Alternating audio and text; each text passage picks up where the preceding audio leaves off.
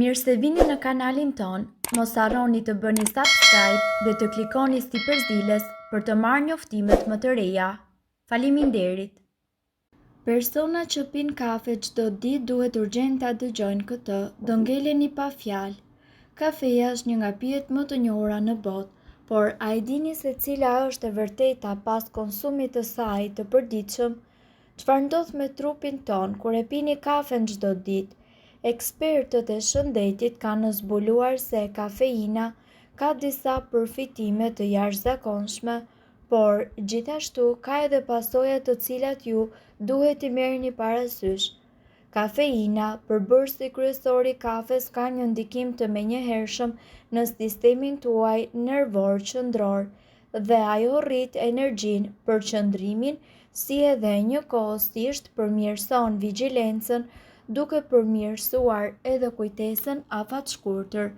Kjo është edhe arsyeja pse shumë njerëz e fillojnë ditën me një filxhan kafe duke shpresuar të rrisin produktivitetin e tyre.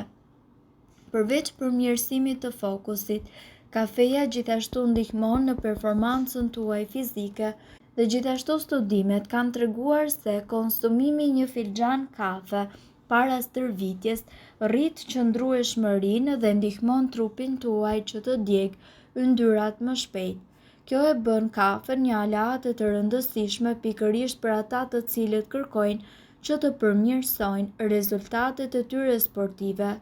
Një tjetër aspekt pozitiv i konsumit të kafes është lidhja e saj me uljen e rrezikut të disa sëmundjeve. Konsumi i moderuar i kafes është njëkohësisht i lidhur me një reduktim të rrezikut për diabet të tipit 2, sëmundje të mëlçisë dhe njëkohësisht disa lloje të sëmundjeve. Kjo e bën kafen një pije e cila mundet të kontribojë në shëndetin tuaj afatgjatë. Megjithatë, është e rëndësishme që ju të jeni të vetëdijshëm për efektet anësore të konsumit të tepruar të kafes. Më shumë se 3 deri në 4 filxhan në ditë munden që të shkaktojnë ankth, pagjumësi dhe rrahje të shpejta të zemrës. Kjo tregon se moderimi është çelësi për të shijuar përfitimet e kafes pa u përballur me pasojat negative. Ekspertët rekomandojnë që 2 filxhan kafe në ditë janë të mjaftueshme për të marrë të gjitha përfitimet e plota pa e ngarkuar trupin me efekte të padëshiruara.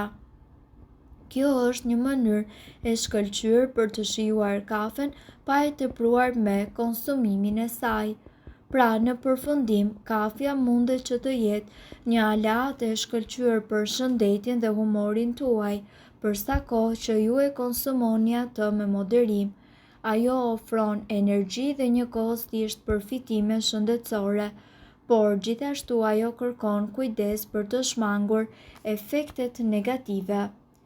Ja sa filxhan kafe në ditë janë të mira për shëndetin tuaj. Sasia e duhur e kafes ndihmon në zemrën tuaj. Një grup shkencëtarësh nga Gjermania kanë zbuluar se kafeina bën që qelizat në enët tona të gjakut të reagojnë në një mënyrë të caktuar. Përmirëson gjithashtu mënyrën e funksionimit të këtyre qelizave dhe i bën ato që të performojnë si më të reja. Studiuesit besojnë se sasia optimale e kafes që na duhet për ta mbajtur zemrën më të re dhe për më gjatë është 4 filxhan në ditë. Konsumatorët e kafes jetojnë më gjatë. Gjatë viteve, studiuesit kanë vërejtur se konsumuesit e rregullt të kafes kanë më pak të ngjarë që të preken nga kushte të ndryshme shëndetësore. Kjo listë përfshin sëmundjet e zemrës, goditjet në tru, lëndimet dhe sëmundjet e frymëmarrjes, infeksionet dhe diabetin. Një studi masiv i 400.000 njerëzve në Shtetet e Bashkuara të Amerikës zbuloi se njerëzit të cilët pinë kafe çdo ditë kishin më pak të ngjarë që të humbisnin jetën nga ndonjë shkak sesa njerëzit të cilët e ndërprisin kafeinën. Por mos e teproni, njerëzit të cilët pinë rregullisht shumë kafe mund të pësojnë disa ndërlikime shëndetësore. Pirja e më shumë se 6 filxhan kafe ekspres në ditë mundet që të rrisë rrezikun e sëmundjes së zemrës deri në 22% sipas një studimi. Çfarë bën kafen tuaj jo të shëndetshme? Nëse jeni duke pirë më shumë se 6 filxhan kafe në ditë, nuk është vetëm kafeina ajo e cila mund të jetë e dëmshme për shëndetin tuaj. Shumë adhurues të kafes ngarkojnë pijet e tyre me sheqer dhe krem, të cilat shtojnë kalori dhe yndyrë, po ashtu nga ana tjetër ato shkaktojnë komplikacione të mundshme shëndetësore.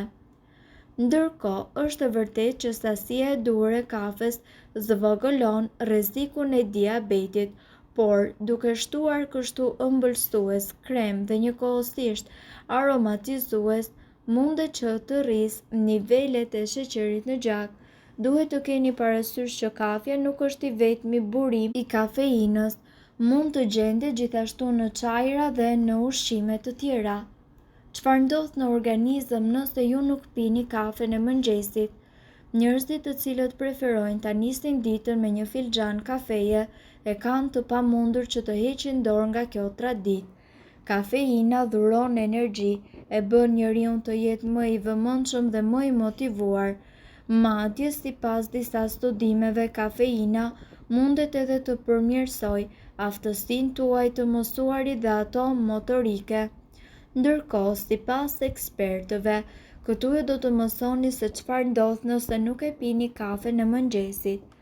Nëse krejt papritur ju hiqni dorë nga rituali i pirjes së kafes në mëngjes, do të ndiheni letargjik dhe të plogësht. Ju mund të bëheni edhe të hutuar, nervoz, të jeni të mërzitur dhe përtac.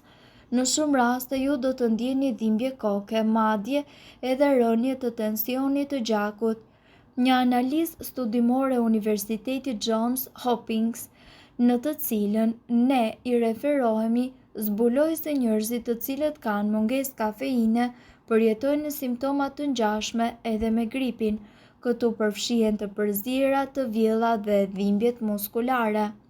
Sipas kësaj analize, trupi krijon një lloj varësie ndaj kafes dhe përpasoj, duke qenë se kafeinës i duhen plot 24 orë për të dalë plotësisht nga organizmi, është e logjikshme që njeriu zgjohet me dëshirën për kafe.